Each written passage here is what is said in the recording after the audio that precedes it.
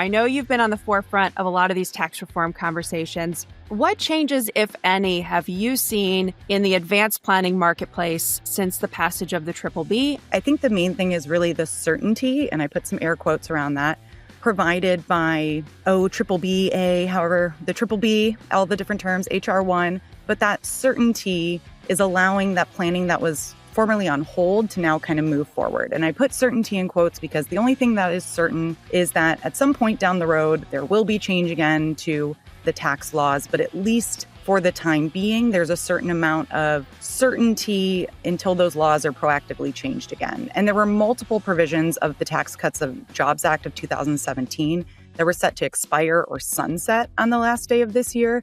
So that kind of meant a lot of clients were having their planning on hold to see what would happen. Life Matters, a Penn Mutual podcast for financial professionals, bringing you life insurance insights from advanced sales experts and life insurance specialists. Grow a stronger practice today. Welcome to the latest episode of Life Matters, a Penn Mutual podcast. I'm your host, Bill Bell, Vice President of Advanced Sales with Penn Mutual, and I am so pleased that you chose to join us here today. Now, I have a co-host again today, Jenna Washatka. Jenna, welcome back. Thanks, Bill. Hey, everyone. Thanks for having me. I think this is what the team would call double trouble. I would agree with that. Now, this is a special episode, Jenna, for 3 different reasons. One of which, it's our Thanksgiving episode. So this episode should be released right around Thanksgiving, which we've established on previous episodes is my favorite holiday, primarily because there's no gifts. The second reason why this episode is so special is because we solicited questions from our audience. So many of you saw the promo and we did get a bunch of questions. So thank you for that. This is a mailbag episode of the show where we did get questions from the audience, although I must admit I maybe wrote a question or two, then I slipped them in there. So you'll see that here momentarily. And the third reason why it's so special is because we have all of our teammates joining us here today. So many of you will remember that last year we did a year-end planning episode with the directors in our department, Amy Bryant, Jay Perlman, George Bradley, Lindsay Cigler. This year we have another new director, Bruce Guillemette. He was not with us last year at this time. He joined the team in January. So they're all going to be on here to answer your questions momentarily. Jenna, anything to add in regards to either our audience, our awesome audience, or our team members before we dive on in? Yeah, Bill, I think just to add a little bit more for any of our new listeners, this is such an incredible team. And it's really an iron sharpens iron situation. I think everyone's got a little bit of a different background, as you'll hear. I think most people probably know you, Bill. They may not know the other members of our team. So Amy Bryant, who I've referred to as our estate planning Jedi, she knows so much about estate planning in the advanced markets world. And then you've got Lindsay, who's another dynamic estate planner who has a lot of expertise in premium financing, which you'll hear a bit about today. You've got Bruce, who we're so fortunate to have on our team, just an awesome addition to the advanced sales team here. But his expertise is in executive benefits, in multi-life insurance planning, you name it. Again, extensive background. You've also got George Bradley, who is very strong in tax planning and also the executive benefits and business insurance marketplace. And then you've got Jay Perlman, who's really a jack of all trades. And he's just such a well-rounded practitioner who is a really good person to kind of get you started if you're not sure where to start. So I think you're going to hear a little bit of everyone's expertise today. And who doesn't love opening the mail? So, Bill, I'm excited. All right, me too. Well, let's do it. Let's bring them on.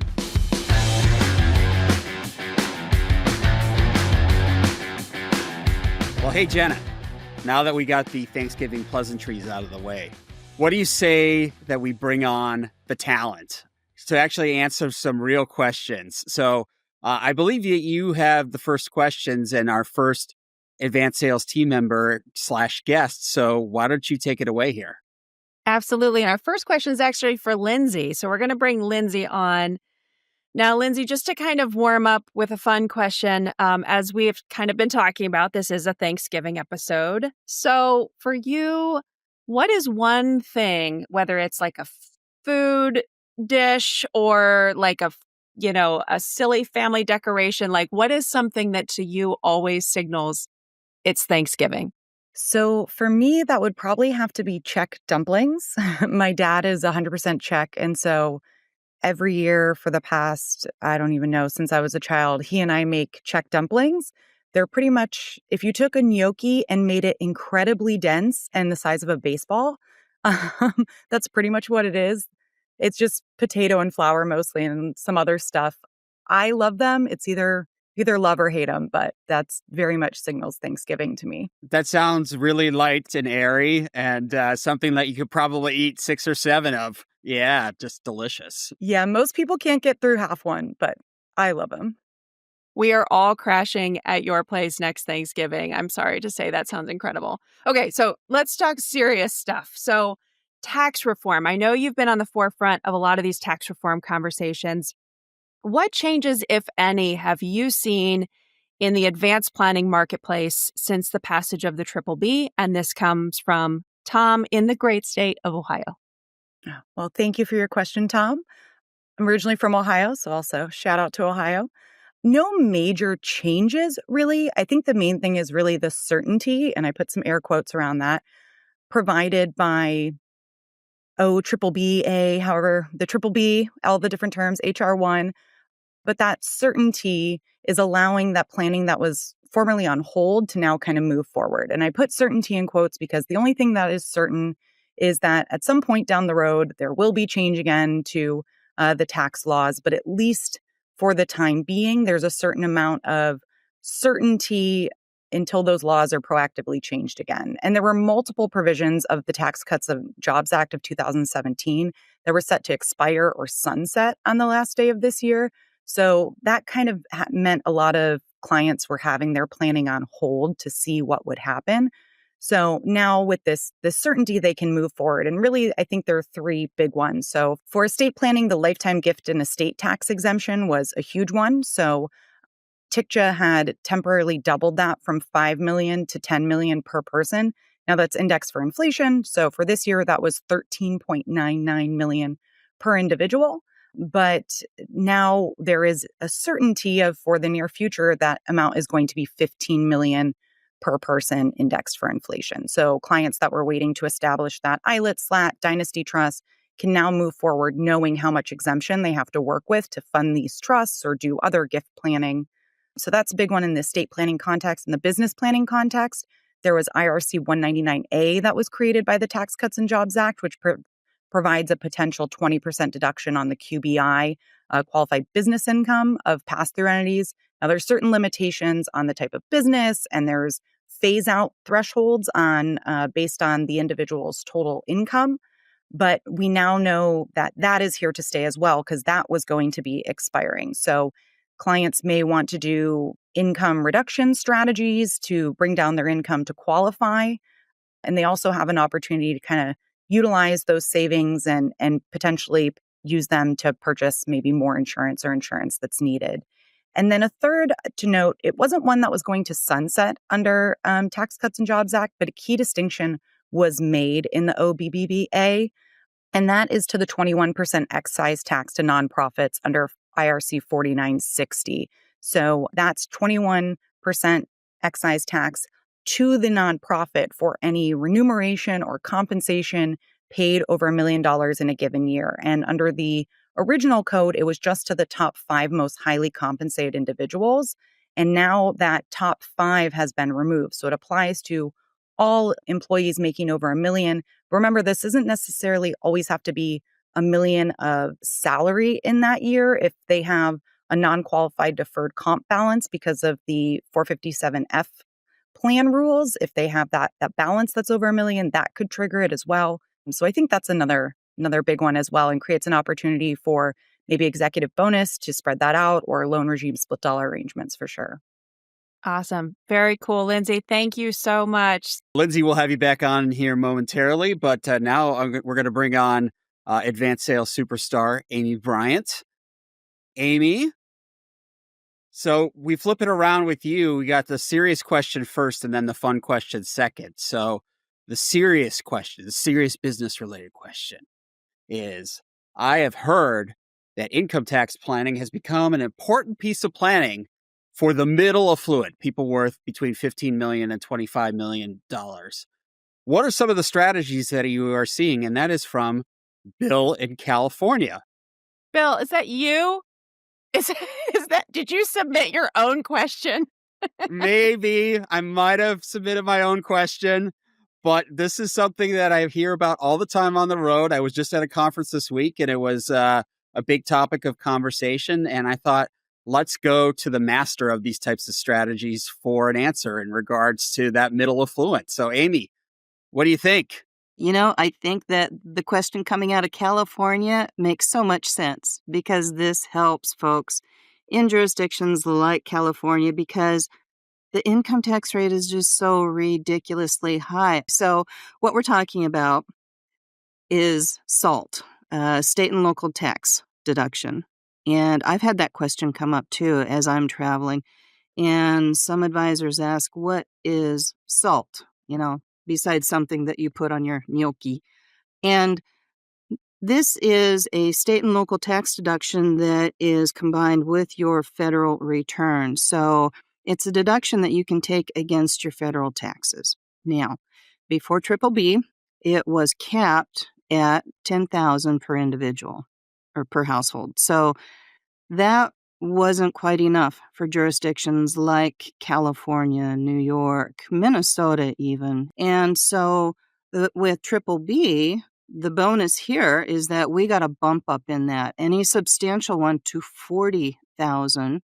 And that is so helpful. But what I'm seeing, and I'm not sure I recommend this yet. I'm still thinking about it. But what I'm seeing is people in this market are able to use this deduction for themselves as individuals, but then what they do is they create irrevocable trusts that hold property, and that irrevocable trust will also take a SALT deduction.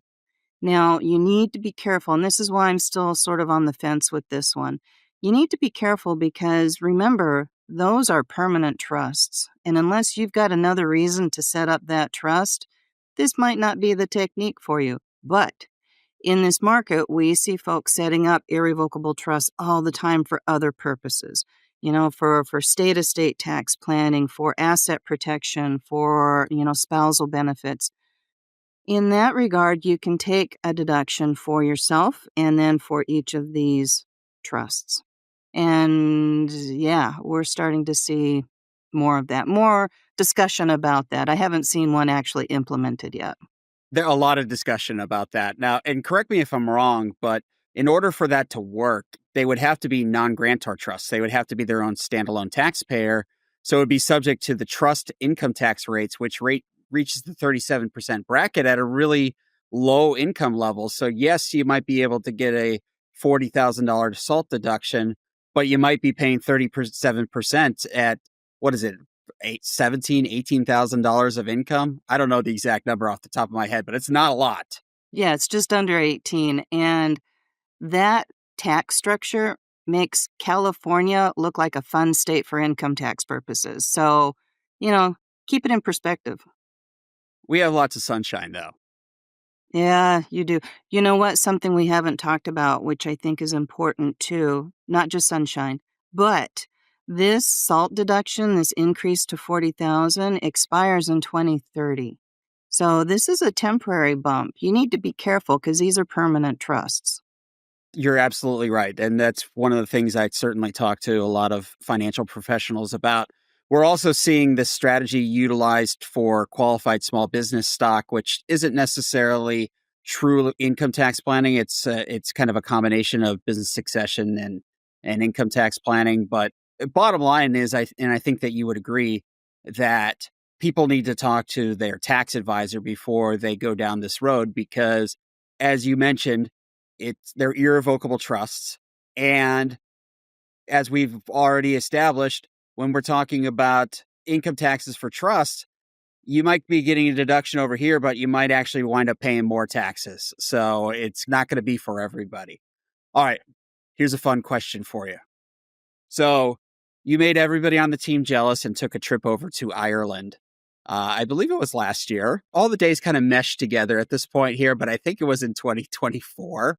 You know, Ireland is known for its beauty. It's known for Guinness. It's known for a lot of things. I wouldn't necessarily say that Ireland is known for its great food, but you came back and you said that you had some great meals there. So what we're curious about is, what was your one kind of culinary experience in Ireland that you would suggest people that are going to be traveling there would enjoy? And this question is a shout out for Claire Gallagher, who was one of our podcast guests earlier in the year, who happens to be from Ireland. So a lot of pressure on you here, Amy. Is that not only are our listeners listening, but Claire's going to listen as well and perhaps critique. And for the record, Claire, I loved everything. Truly, I did. Well, except the mushy peas. I'll pass on the mushy peas. But if you go to Ireland, you must try bangers and mash. They're the best. You can eat them for breakfast, lunch, dinner, midnight snack. They are fabulous. Obviously, mashed potatoes. Who doesn't love a good potato? By the way, in Ireland, when you order meals in restaurants, you get 2 sides of potatoes, not just one. So big fan of that. And then bangers, they're sausages, and they're really, really good. We'd call them brats out here in Minnesota, but yeah, bangers and mash. I love both of those things, so I could definitely see myself enjoying bangers and mash when I'm in Ireland. Thank you, Amy. Jenna, I think you are up next with our next guest. I'm up next with Mr. George Bradley, and I'm beginning to wonder, Bill, there's a lot of food talk. I mean, it's a perfect Thanksgiving episode, but perhaps we were hungry when we put all of these questions together. George, so fun question for you, just to kind of ease us in here. You and our beloved teammate Allison are big fans of matcha in different forms. And tell us, I've heard this, but perhaps our listeners have not. Tell us what matcha is, the best way to make it, and why we all need it in our lives. Great question. And we're staying with the Ireland green if we're talking matcha. So matcha comes out of Japan, and it's the baby tea leaves that are actually dried and crushed. And there are multiple levels of it. There's a ceremonial grade, and there's just a common grade. You want the ceremonial grade if you're going to drink it as tea. It's rich in antioxidants and very healthy for you, and it's revered over in Japan. Kyoto province is probably where you want to source your matcha from. It has an earthy, grassy type of taste, and it's very good. And you don't need salt. And it gives you a pick-me-up. It makes you alert, and it doesn't give you any jitters. So it's very good for you. Ah, that sounds awesome. Now, but you can also get it from Starbucks, right? Like, you can order it at Starbucks. You can order it at Starbucks. Has a little bit of sweetener in it. If you really like matcha, you probably don't want the sweetener, but you can order it from Fair Starbucks. enough. The purists are probably not at the local Starbucks.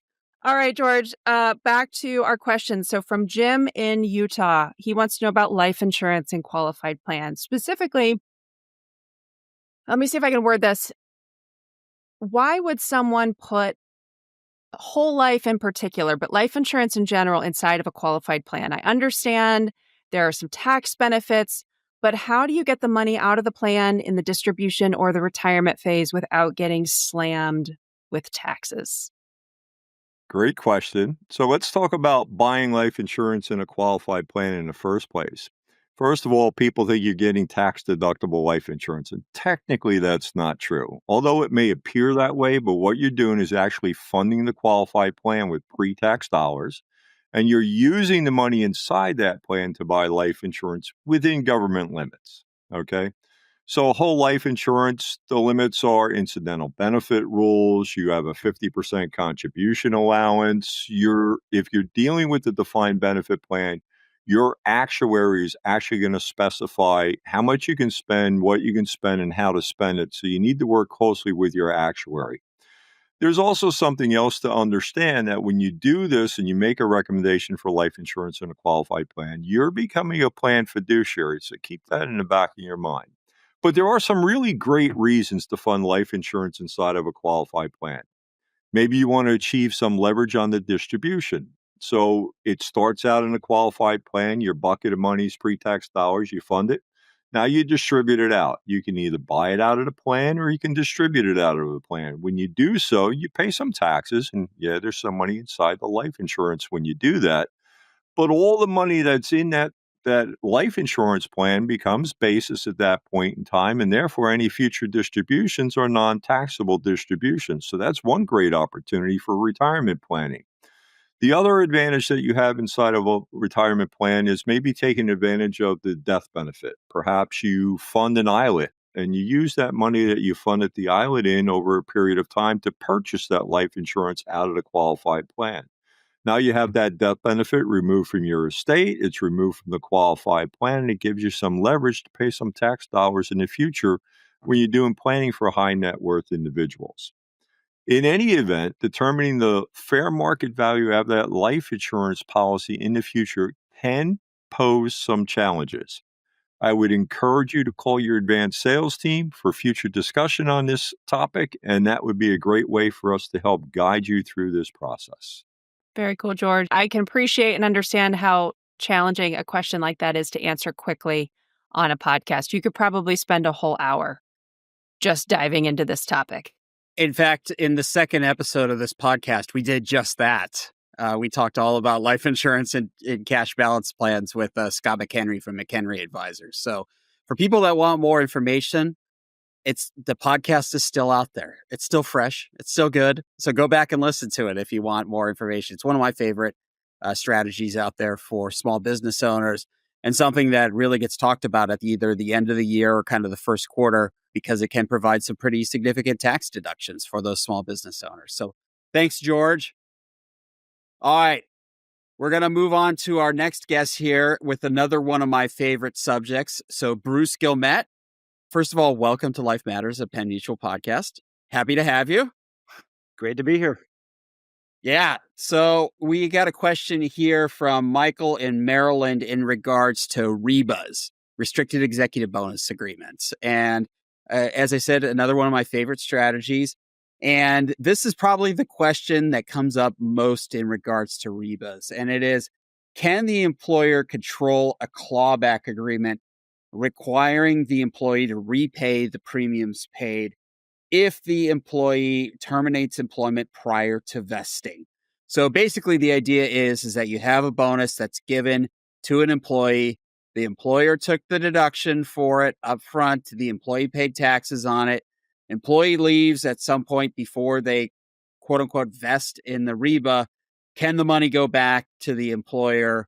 I've got an opinion on this, but curious to hear what you have to say. It's a great question. So thank you for Michael. Look, you can do pretty much anything you want to do within the realm of the law. I think the important thing to think about is what are the consequences. And a lot of people really are, they like this idea and it's popular, I guess. And who wouldn't like that? Take that deduction up front. Hey, if things go south, get your money back in the end. That's, who wouldn't like that? But there are some problems with that. I would say the ability to take that deduction up front is a little iffy. It's definitely not a sure thing to be able to get that deduction. You might have a better chance of being able to take that deduction and having it stick, if you don't have that clawback, obviously. But at the end of the day, if you do have that clawback, I wouldn't take the deduction up front. And even then, you still run the risk of potentially having a funded non-qualified deferred comp plan, right? Which is a mess in and of itself. That's something you definitely want to avoid. So the clean way is, certainly not have that clawback. Another issue that in my mind that comes up, that it's not a tax problem, but it's an incentive problem, is that if you give this bonus and then you take it back later, you've got a situation where the employee had to pay taxes on that bonus, right? But there's no guidance for them ever getting a deduction for having to pay it back. So, that's a great incentive. Hey, by the way, if you have to pay this back, you're not going to, be able to reverse your situation on the taxes that you reported. So not a great situation for the employee. And I think it's going to impede a little bit of the incentive if they understand that's what could happen. So generally don't recommend doing a clawback on a REBA. If control or cost recovery is the big issue that the employer is really concerned about, they need to, they should look at split dollar plans. They should look at maybe doing a SERP, and that will at least give them the ability to recoup their costs. At the end of the day, they're going to have to look at what's more important. Is it the upfront deduction, or is it that control and cost recovery? At the end of the day, if it's a cost recovery, then look at the other plans. I'm glad to hear that your and I opinion on this is in step with each other. I am never a big fan of trying to enforce a clawback as far as like having money paid back to an employer if they took a deduction up front for the bonus. I think if you're going to take a deduction up front, just don't assume a clawback. You can tie up the cash value with the modification of ownership rights form that we have here at Penn Mutual. If you really want to kind of control the dollars and be able to get them back, a SERP or split dollar is just going to make more sense. All right, now we have a fun question, and I'm going to be very honest. Jenna wrote these fun questions, and so you're going to probably see a little bit of the flavor here. We have fully established on the podcast in the past that Jenna is a giant fan of Disney and Disney parks. Maybe little or common fact for people that know you, Bruce, you are also a fan, but for those people that haven't been to Orlando to go to one of the 4 Disney parks there, what's one thing that you would recommend, whether it's food or an attraction or something that they should do while they are at one of the 4 Orlando-based Disney parks? Plan ahead. Honestly, plan ahead, because we obviously go to, we've gone to the parks, since the girls were little, and quite often. And I always found we always had a plan of attack whenever we were going to go, what parks we were going to. Don't go to Magic Kingdom on a Sunday. That's a rookie mistake. You really want to avoid Epcot on the weekends, because that's when all the locals are there doing their drinking around the world. But all sorts of fun things like that. But plan ahead. If you're going into a park or whatever happens to be, know what you're going to try to do up front and attack. You need an attack plan. I think that's solid advice. Bill, thank you, Bruce. And Bill, I was wondering how far we would get before you felt the need to disclaim yourself away from the fun questions. So yes, I am responsible, which is probably why they're all about food. And also, okay. Well, I'm super excited to talk with Jay Perlman. Jay, welcome back to the podcast. And thanks for helping us out with the mailbag today. Nice to see you. Nice to see you too. Okay, so we're going to start with a fun question. So it's a kind of a Thanksgiving episode. Another popular Thanksgiving topic, of course, is family. So Jay, I think you have the most adorable nickname for your grandson. Can you please tell us what nickname you have for your grandson and how it relates to the insurance industry? G3. G3 is the 3rd generation. I'm G1, my daughter's G2, and Mikey is G3. So there we are. I call him G3. He calls me Jay. I don't go by titles. I don't like grandparent. He calls me Jay. So that's amazing. G3 and Jay. Thank you for sharing. Okay. And that's an underwriting term, right? Like that's if you are talking to underwriting, a lot of our brochures and flyers refer to G1, G2, G3. Multi-generational legacy planning is all about G1 funding insurance on G2 for the benefit of G3. So it's definitely an insurance and a planning term. It just goes with all kinds of planning. Awesome. Thank you, Jay. Okay, so we're going to ask you about SEP IRAs. We got a question from Clint in Texas. But Bill, before I get into it, why did the turkey start a SEP IRA? I don't know, Jenna. Why did the turkey start a SEP IRA? It wanted to start stuffing away savings, right? Okay. Thank you for entertaining me. So, Jay, speaking of stuffing away savings, so we're heading into the end of 2025 tax year. We got a question about this. And I always get this question at this time of year. So it's a good refresher. What is the maximum deduction that a business owner can get for a SEP IRA contribution for their 2025 tax year? And how long does the business have to set up and contribute to a SEP in order to get that 2025 income tax deduction? And I agree. I get those questions myself. So yes, the maximum contribution is about $70,000 for 2025, but it's the lesser of the cap of 25% of their compensation, or $70,000 per person. And the deadline is way late. I mean, extended. So it's their tax filing date. So it could be April 15th of 2026, or if they extend, it could go all the way to October 15th of 2026. So it's really wide open. It's no longer end of year of the calendar year. You can go way into the tax year next year. We see that with cash balance plans and other types of pension plans as well. We call it the tax incident replay, where we have the ability to basically go back in time and get that deduction. So just wanted to throw that in. But Jenna, I know that you had a little more context there. Yeah, no, and I think this is one of those areas where Jay, you and I had talked about this a little bit on a case last week. I mean, this is something where the client always wants to involve their tax advisor, just because everybody's tax situation is a little bit different, especially if they're self-employed, for example. I mean, there's just a lot of different layers and rules out there that we're not aware of. This is a podcast. We just want to give you the broad brushstrokes, but please do work with your tax advisor. Is that fair, Jay? Yes, I like to share with people often that we are not the IRS, and the IRS does not have a sense of humor. They don't go for rounding errors. So they don't tell turkey jokes? Okay, just us. All right, thank you, Jay. Bill, back to you. And I believe we're bringing Amy on for this next one. We are. We have actually reached the halfway point. We are rounding the bend here in regards to questions to our advanced sales superstars. And yes, we are bringing back on Amy to talk about more estate planning here. So we got a question, Amy, from Marty in Pennsylvania. And his question was, a lot of his clients are interested and or have used spousal lifetime access trusts, aka SLATs, in the past, and they're considering them now. But Marty's heard that there have been some issues with people getting in trouble with using SLATs. And so what he wants to know, what are some of the best practices to make sure that clients don't have challenges using SLATs going forward? Okay, so I love that question, Marty. Thank you so much for asking it, because we see this all the time. And the fact that you're asking the question means that you're probably guiding that client down the right path. So kudos to you. I would say top 3 issues with SLATs. First, it's the role of trustee. Second, quid pro quo. And third would be eggs in one basket. So to go through those, the first, as trustee, we often see the beneficiary spouse as the sole trustee.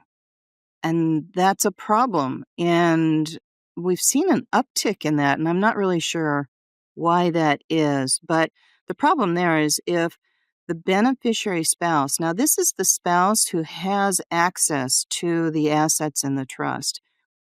The purpose of the trust typically is to keep assets out of the estate, right? Well, if you have access and you control those assets, that pulls it into the estate. So that's a problem. The second, the quid pro quo, this is where you see, the husband sets up a trust for the wife and the wife sets up a trust for the husband. They're both identical SLATs. We violate reciprocal trust doctrine, which is, big fancy legal talk for you just blew it. You just unwound that entire thing. So, that's a problem. Timing is an issue. Work with an attorney that understands this. And provisions are an issue too. You can't just tweak one little clause in a trust and say, there you go, it's not a mere trust anymore. And then third, eggs in one basket. I've seen some clients who want to put all of their assets in this one trust because they like the asset protection part of it. And you can't do that. If you do that, think about it. As the grantor, you put all of your assets in that trust. What if down the road, let's say 10, 20 years down the road, she decides she doesn't like you anymore? Well, you don't have access to those trust assets anymore in the event of a divorce. So that's a problem, but also premature death. If that spousal trust dies before the grantor, it's the kids who step in as beneficiaries of that trust. So again, a loss of access, indirect access to those trust assets. So yeah, those are like my top three for SLAT provisions. Yeah, I like to joke that the L in SLAT doesn't mean limitless. I think that kind of making sure that you have the proper provisions, you don't violate the reciprocal trust doctrine, that you kind of are properly diversified. Those are all great practice tips in regards to utilizing SLAT. By the way, for those of you that are subscribers to the Penn Mutual YouTube channel, we recently released a new life insurance simplified video on SLATs. So go check it out if you haven't already. It's great stuff. Now, we do have a fun question for you here, Amy, and keep in mind that Jenna wrote these questions. So pressure's on. Pressure's on. So Jenna happened to hear that in Minneapolis, where you live, the land of ice and snow, that there is this massive 20-foot tall pencil that everyone gets together each year to sharpen. And it's a big party. So first of all, is this real? Have you ever been? And what are we missing out on? Yes, it's real. No, I've never been because I've got better things to do. And you're missing out on the shortening of a pencil. That's about it. Seems kind of life-changing. I don't know. So you're saying it's not fascinating enough that we should have a team meeting in Minneapolis For the pencil sharpening. I don't know. No, but that actually did make news this year because this pencil is starting to get a little short. And they're like, what are we going to do? That's probably how I heard about it. Is it a Ticonderoga pencil? I don't know about that, but it's a number 2. Okay, fair enough. Amy, thanks for being on. I think it's time for a serious question. Thank you, Lindsay, for saving us. Let's talk about premium financing. I get lots and lots of questions about just kind of where are we in general with premium financing. But we got a question from Susan in Georgia. She asks, now that we have seen interest rates somewhat normalize, are we seeing more activity in premium financing cases? Is there still a robust market for it? And where and when are you seeing premium financing used? On a side note, personally, I would really like to go see that pencil. So I think we should have a team meeting there. But I'll get back to the serious stuff. Premium financing. And thank you, Susan, for this question, because I always love an opportunity to talk about premium financing and clarify how and when it should be used. Interest rates are certainly important and they matter in premium financing because a loan is being taken from a bank to pay for the premium. So obviously we have a loan, interest rates are going to matter. But for the right client, that's just one of many factors to consider. So in the low interest rate environment that we were in several years ago, prior to 2021, there were a lot of premium financing arrangements that were being done for the wrong reason and being positioned as free insurance. And they were focusing on the arbitrage between the loan interest rate and the policy crediting rate. But that is entirely wrong and going to lead to disaster, as it did when rates shot up in March, April of 2021. And what the focus really should be on is the arbitrage between the loan interest rate and the return that the client's making on their outside assets, or the opportunity costs to having to liquidate those assets. So a client whose assets are making 15, 20%, even an 8% interest rate still makes sense for them. So obviously, as interest rates go down, that allows there to be slightly more clients that premium financing makes sense for, because, if they're working with a 5% interest rate and they're making 8 or 10, it still might make sense. Whereas if they were making 8 or 10 on their outside assets and it's 8% rate, there's a tighter arbitrage there. But as I mentioned, for that right client, that's one consideration: the risk tolerance of the client, the age, what kind of business they're in. So for a real estate investor that's, used to borrowing funds and understands how leveraging works and the risks associated, maybe they're worth 50 million plus, they're going to have an estate tax liquidity problem. It would make sense for them. And so for the right client in the right area, it still makes sense. But yeah, as interest rates go down, there might be more people that makes sense for. And we see it used obviously in the estate planning context for those ultra high net worth individuals. So we do see a lot of business owners, sometimes in the business context itself. So for the right client, it's still alive and well. And while interest rates are important, it's not the only consideration. That's fair. And bit of a brag here. So we're super lucky to have Lindsay on our team because for a lot of reasons, but for one, she knows a ton about premium financing. So anyone who wants to talk more about premium financing, certainly reach out to our team. And Bill, plug for our YouTube channel. Bill recently interviewed on Bites, Sites, and Life Insurance Insights, Julian Movesian, the founder of Succession Capital, had a really terrific interview talking about premium financing. And I loved one of the things that he mentioned that was premium financing is really not for someone who, it's for someone who can, if it is for someone, it's for someone who can afford the premiums out of pocket. It's not for someone who actually needs the loan. And he said it a lot more eloquently than I did, but please go check out the episode. It was a great, great listen. Yeah, bonus for anybody that watches, you get to see me try to stuff myself into a Ferrari, which let's just say that those cars are not built for people of my height and size. So it's as embarrassing as it sounds. All right, Bill, that's actually a perfect segue into my fun question for Lindsay. Kind of, if it's a bit of a stretch, but so Lindsay, you love to travel, and I know that you travel a lot. Your superpower is that you can pack like a month's worth of clothes into a carry-on bag. So we would love to know, what's your secret? Is there a trip you are most proud of packing for? So yes, I joke that with suitcases, I'm like a cat with a box. Whatever size you give me, I will fit in. So if you let me take a whole checked carry-on, I will get up to that 50-pound limit. Isn't it? If it fits, it sits. Yeah, exactly. So that if it fits, it flies. You give me that 50-pound limit, I will. Now, if you give me a carry-on, I will make it work. I will also get a full size that goes under the seat, but I like to think I'm a pretty efficient packer.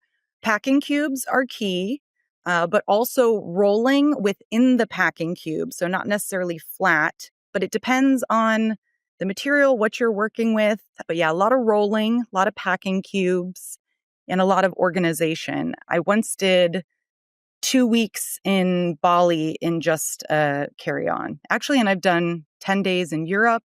I actually did a work trip. I have a few, I guess. I did a work and pleasure trip in Chicago in winter. So I was there a weekend, worked the week, and another weekend visiting my cousin. So I was 10 days in Chicago in the winter, all on a carry-on. So those were some good ones. I feel like, Lindsay, you could write the blog, you could be making some kind of royalties off all your links for all the travel shoe bag links you've sent me, etc. So thank you, Lindsay, again for your help on the podcast and for your insights on premium financing. All right, well, let's move on. Let's bring back on Jay Perlman. Jay, we got a question from Matt in Tennessee, and he wants to know, what are some of the marketing pieces that we have created within the advanced sales team that people are using with their clients? We have so many great pieces out there, whether it's written, video, podcasts. What are you seeing being utilized most these days? I get a lot of questions about small business owner, just business sales, from buy, sell to executive bonus and deferred comp. And we have a lot of pieces, both Penn Mutual and AMO, Advanced Markets Online. We have just a lot of extra literature. We have a lot of information to share. We also get questions about estate tax planning and SLATs. Annual exclusion comes up a lot. How much can we gift? What's the tax implication of gifting this policy over to the insured child or something? We get a lot of questions, but we have a lot of material to cover a lot of ground on all those topics. It's really a nice, wide library of material to share. Yeah, and I would say we have something for everybody. Again, we have kind of your traditional marketing brochures. We have all kinds of great content on the Penn Mutual YouTube channel. Sorry, I'm going to keep plugging that until you all subscribe. And then we have the podcast and other stuff. So, I mean, we have so much great content. So thank you for that, Jay. Now, we're going to ask you about your other passion. Jenna asked about G3 and your family earlier. We know that motorcycles are another passion of yours. In fact, I think last time you were on the show, Jenna asked you about your trip to get a hot dog, where you just got on the motorcycle and went to go get a hot dog. But yeah, it was not going around the corner to your local Wiener Schnitzel and getting a hot dog. I mean, this was getting on a bike and riding quite a bit. But you're also kind of I wouldn't say you're a savant with AI, but I think that you kind of keep up in regards to what's going on in the AI marketplace. What's something about a motorcycle ride that AI will just really never understand? The thing that AI won't get with a motorcycle ride is the experience of just living it. It's like AI can't get a rock concert, all the joy and feeling and noise and pulsing and crowd, or the joy of seeing a child in a recital play a piano or do something. AI can't capture that. So for motorcycle riding, it's the thrill of acceleration, it's the smell of the trees, whatever. In the fall, it's leaves burning. It's the feeling of the bike coming on the cam and feeling the power and the sound of the exhaust. It's just such a visceral experience that you just can't. AI has no idea what that's all about. They can use words, but they don't get it. That's beautiful. Bill, I think we're just done. That was so beautiful. It was really great. And I completely agree. We're going to bring back on Mr. Guillemette. So, Bruce, I would love to have you back on. And this is a bit of fun question first. This is a bit of a sensitive topic. This has created some pretty uncomfortable conversations. In fact, I'm actually being honest. We had a pretty uncomfortable meeting that erupted. For someone who has never seen Star Wars in any capacity, like they've never seen any of it, where do you recommend they begin in the timeline? What TV show or movie are you starting them with from scratch? It's got to be episode 4, A New Hope. I mean, that's what started it all. And you can always go back to the prequels. And I know how much Bill loves the prequels. Sarcasm emphasized. But, I just think 4, 5, 6, run them in that order. And then go back to the prequels and then go to the sequels.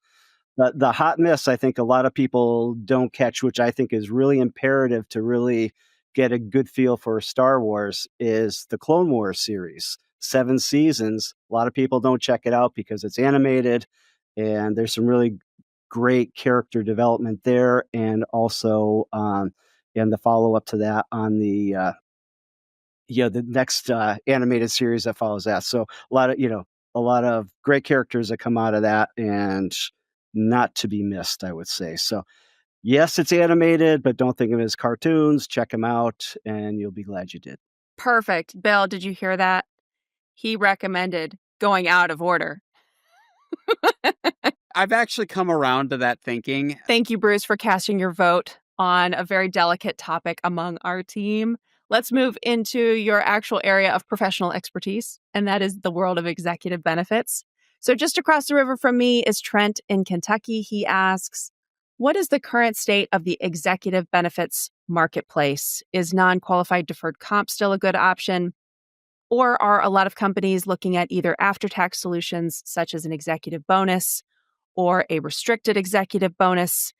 And is split dollar still in the mix? What would your answer be to that, Bruce?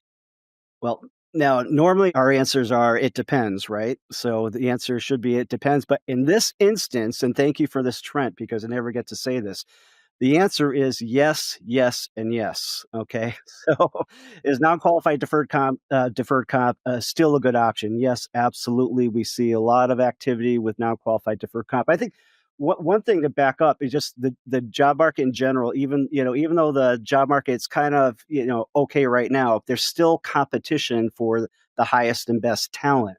And as long as there's always this competition out there, you're going to have situations where companies need to be able to attract and reach and retain. So non-qualified deferred comp, especially in the mid-size to large companies, with anywhere from hundreds of employees to thousands of employees, certainly a lot of activity there with non-qualified deferred compensation. Now, when it comes to smaller corps, we do still see some smaller C corps doing plans on certain key people, not maybe as broad as some of those larger companies that have so many more employees, but still very active there. And then with executive bonus plans, including REBAs we touched on earlier, Still very common with a lot of the smaller companies and pass-through entities. You see a lot of that activity there. And Lindsay touched on this earlier with split dollar plans. A lot of split dollar plans in nonprofits, particularly in hospitals and universities, where they tend to have a lot of highly compensated people, and they're looking for some end arounds in the compensation plans there. So loan regime split dollars very common there, and we do still see a good amount, not as maybe as we saw pre 2003 when the split dollar final regs came out, but still a good level of activity on split dollar plans in conjunction with non-qualified deferred comp plans to make a good tax-free survivor benefit. It's a very efficient way to go about things. So, yeah, a lot of activity there, a lot of health in that marketplace, I would say. Yeah, totally agreed, Bruce. And we have resources and information on all of those things. So if you have an executive benefits opportunity, do not hesitate to reach out to myself or to Bruce or anybody on the team. We love that marketplace. All right, Jenna, I get the honor of asking the last questions to our advanced sales team members. And let's bring on Mr. Bradley, George Bradley. All right. We start with a fun question for you, although I don't know how fun it is. But it's an interesting question. So you are a wizard when it comes to the Penn Mutual illustration system. What the case designers for the company tell me is when it gets too complicated for them, they go to George. And I think that that's probably right. You know the system better than anybody. What Jenna and I want to know is, what is the ideal number of screens for you to have in front of you to be able to run all these illustrations? Because I kind of have it in my mind like you're a Wall Street trader and you've got like 8 screens in front of you. But George, how many screens for you for these illustrations? So I use 3 screens, but to be honest with you, I could use 6 screens. Because I'm always getting hit with questions and I've got something open and it's, I got to jump over here, I got to jump over there. And it would be really great to have more screens. It is difficult when I travel to work on one screen. Don't even call me because it's just frustrating. Oh, man. Did you hear that, Bill? If that's what he can do with 3 screens, can someone get this man 6 screens? Can you imagine what he could do with 6? I'm scared. So we'll stick with the 3 screens for now. But George, our last real question comes from Mike in Ohio. So 2025, I would say it has been the year of George Bradley and life insurance as an alternate asset. I think that you've probably given that presentation more than anybody's given any single presentation this year. How did that come about? And obviously, you can't get into detail here, but what are some of the salient points in regards to that presentation that people would take away should they have the opportunity to see you give it? Let me start by saying this. That presentation was built around whole life insurance and using the advantages of whole life insurance to their utmost potential. When I mean their utmost potential, I mean you get your cake and you get to eat it too. So aside from just designing the product, you get to put money in on a lump sum basis. We use our premium deposit fund, and you get to cross-collateralize that, which means that the money is still available to you, 90% of it, to go do anything else you want or any other opportunity that presents itself. So it's a fantastic opportunity, once you understand it, to transfer something that is in most people's minds as a expense to an asset class that they don't even think about. And once you open that door, and we use some strategic partners in utilizing this process, and there's some education that goes behind it too. Like we have to talk about sequence of returns. We have to talk about how using another bucket of money actually enhances the performance of the equity type of bucket. So when you understand all the underlying concepts and what we're able to do and accomplish through life insurance, it presents a fantastic opportunity to people that they don't even consider. For instance, I sat in front of a senior accountant and I showed him this presentation. He said, you know, the one thing you've done here more than anybody else is you've made something that most people have formulated in their mind as an expense and transferred it to an asset class. It gives them opportunity to do things that they would have never thought possible. And to expand on that a little bit, I was working with a CPA the other day, And I showed him this concept. We were talking about most of his clients are car dealers. And, they're at all different levels, and it doesn't apply at all different levels in all fairness. But the younger guys are paying a lot of money for floor planning. And using something like this, because they have capital available, gives them lower costs, gives them the opportunity to enhance their floor planning, use car dealerships, gives them the opportunity to do some financing that they may not normally be able to do. It just opens doors that they're not thinking of that gives them opportunities. It can be done on a cross basis with split dollar, where you can use split dollar and give solidification and performance issues with regard to retained capital, especially in a C corporation that might have an exposure for excess earnings accumulation tax. It just gives so many different opportunities. Individual investors in real estate can utilize this and provide some life insurance protection for their families, pay off all their debts if something happens to them, and give them the ability to use the money to go out and buy their next real estate deal. And of course, the cap rates are 10, 15%, or even higher in real estate, and it's wonderful. Private equity, same situation. You're looking at returns in the 20, 30% range. And life insurance is giving them the opportunity. Yeah, there might be a small cost for borrowing against the contract, but it gives them the opportunity to take advantage in that situation as well. So this is just a wonderful opportunity. And I'm going to say this to you. If you haven't heard me, haven't seen it, give me a call. I'm happy to work through it with you and explain what's going on, show you all the concepts, show you the tax leverage, show you the leverage on the loan, and show you how life insurance actually answers a ton of different opportunities for you. All right. Well put, George. Thank you very much. And yes, please don't call me and ask me to go through that presentation. It is a George Bradley exclusive. So if you want more information, reach out to George directly.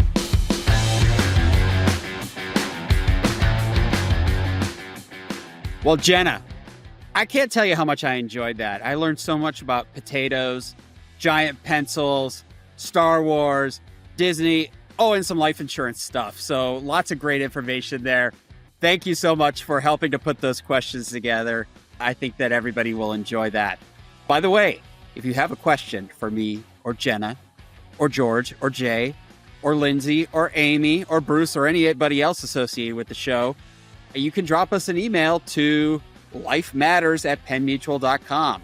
Again, that's lifematters@pennmutual.com. That's a special mailbox that only I have access to, and I do respond to every email that is sent there. Now, Jenna, how many times did we plug the Penn Mutual YouTube channel during our discussions with our team members? Not enough, Bill. Not enough, Bill. Never enough. Well, if you are listening to this podcast and not subscribed to the Penn Mutual YouTube channel, come on. What more do you need? I mean, I promise you're going to get to see me stuff myself into a Ferrari. I mean, that should be worth the price of admission right there. Go to YouTube, just search for Penn Mutual, find our channel, subscribe today. So much great content there, including episodes of this podcast. And speaking of this podcast, if you are not a subscriber yet on Apple Podcasts or Spotify, make sure to hit that subscribe button today so that you don't miss any future episodes of the show. Finally, if you are a subscriber on Apple Podcasts, if you go on and you leave us a review, I will be your best friend. So go on Apple Podcasts, leave us a review. We would really appreciate it. It helps to boost visibility of the show. So, Jenna, any parting words? I think at this point, I'm ready for a post-Thanksgiving dinner nap. What about you, Bill? Oh, totally agree. So for Jenna, for Jay, for George, for Bruce, for Amy, for Lindsay, I'm Bill Bell. Thank you so much for joining us here today, and we'll talk to you again soon. Thank you for watching. If you enjoyed this video, don't forget to hit that subscribe button and turn on notifications so you never miss an update.